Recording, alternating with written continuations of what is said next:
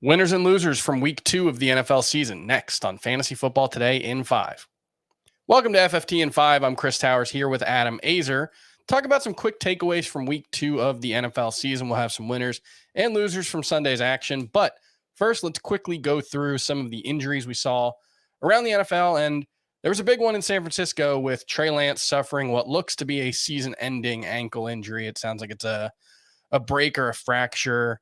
He was ruled out very quickly from that one.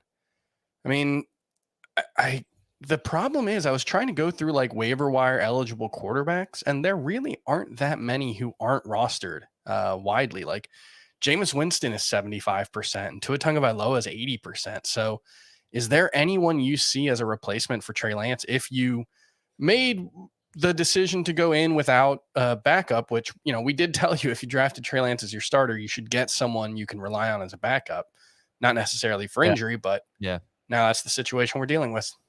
Right. Wentz is 68% rostered. If you need someone who's barely rostered, I'd say Mariota comes to mind. 25% rostered. He scored 18 fantasy points in week 2. He scored 20 fantasy points in week 1. He's at Seattle next week. It's tough, man. It's really like most of the guys who have a chance for huge games are probably rostered. You might have to go the trade route if you really want to win at the position. I think you might be able to get by with the waiver wire, but you might. I would really look to buy low on Tom Brady if anybody's panicking there. We can talk about more throughout the week, but I don't think the waiver wire is going to be your answer. I think Mariota would be the guy who's widely available that I would look at, but let's try to make a trade if you're the Trey Lance manager. Yeah, see if you can trade for Dak Prescott before he comes back, and maybe you can stream for the next couple weeks. Some options would be Jared Goff against the Vikings in week 3 or Ryan Tannehill against the Raiders, and then Mitchell Trubisky against the Jets in week 4. Those aren't great options, but they might be able to keep you afloat just long enough to get Dak Prescott back if he returns as quickly as Jerry Jones thinks he will, which, we'll see. Some other injuries from Sunday's games. Jerry Jeudy left with what seems like a shoulder or rib injury. X-rays on his ribs were negative, but don't have any more information on that.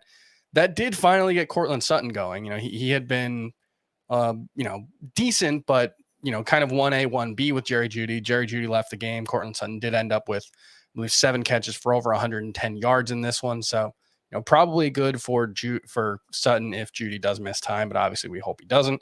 And then James Conner left with an ankle injury. Not sure about the severity of that one, but Benjamin and Darrell Williams basically split carries. Williams got the 1 goal line score. I think Benjamin would get the passing downs work, but it would probably be a split.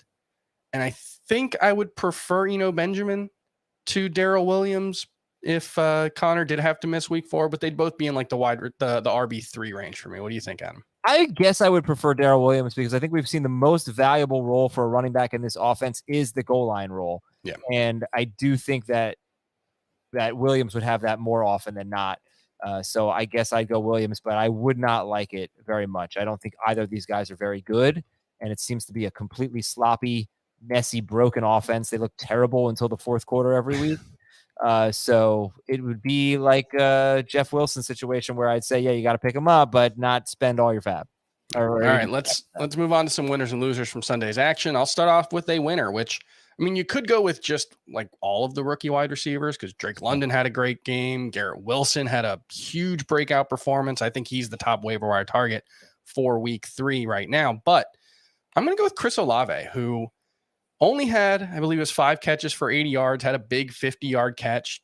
Jameis Winston was just throwing bombs all game to Chris Olave, and he came really close to some big games. Chris Olave had 334 air yards, I believe, in this one. That was the 3rd most of any game in the PFF era. You thought it was a typo. Wild. I thought it was a typo too when I first saw it. It couldn't be true, but no. He had an average like 27 air yards per target. If he hits on a couple of those every week with that kind of role, and he's playing like 80% of the snaps and routes, Chris Olave could be in for a big rookie season. Let's hear a winner from you, Adam. My week 2 winner. It's not week 2. It's week 2. Tua Tagovailoa, 50 fantasy points. He's got these amazing playmakers. They're just so good. Jalen Waddle jumps so high to catch that ball. Tyreek Hill is so much faster than everybody else. There are just going to be a lot of opportunities, yards after the catch, guys getting open. The skills are amazing for these guys. So I think Tua is going to, he's going to be solid. I'm not buying him as a huge breakout because of this one game, but I think he's going to be happy to have him, especially in a super flex week where you don't have to make tough start-sit decisions. You just throw him in your lineup, and it was a good week for him, obviously. Yeah, I'm going to go with a loser, Rashad Penny.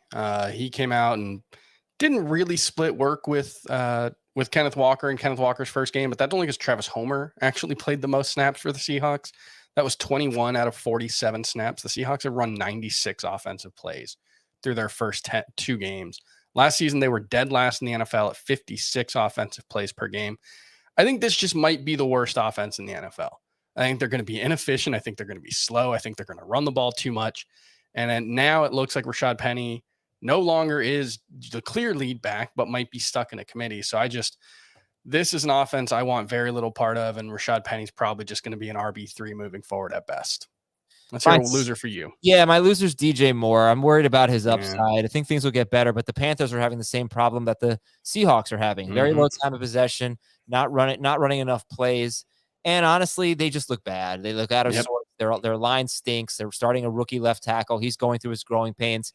I think Moore could really get better as the season goes on, but I do think it's going to be a while until he realizes that potential, and if he ever does at all. They're spreading the ball around too much, and their coaches could probably, good chance to get fired. There's a reason Matt Rule has the highest odds to be fired. We're just off right now. Yeah, it doesn't look good in Carolina. They were a mess in week 1. It wasn't much better in week 2. So, that was disappointing to see. And DJ Moore, I mean, you're glad he got into the end zone, but you can't feel particularly good about him at this point. So that's going to do it for Fantasy Football today in 5. We'll be back on Monday with some waiver wire targets for week 3. We'll see you then. Bye.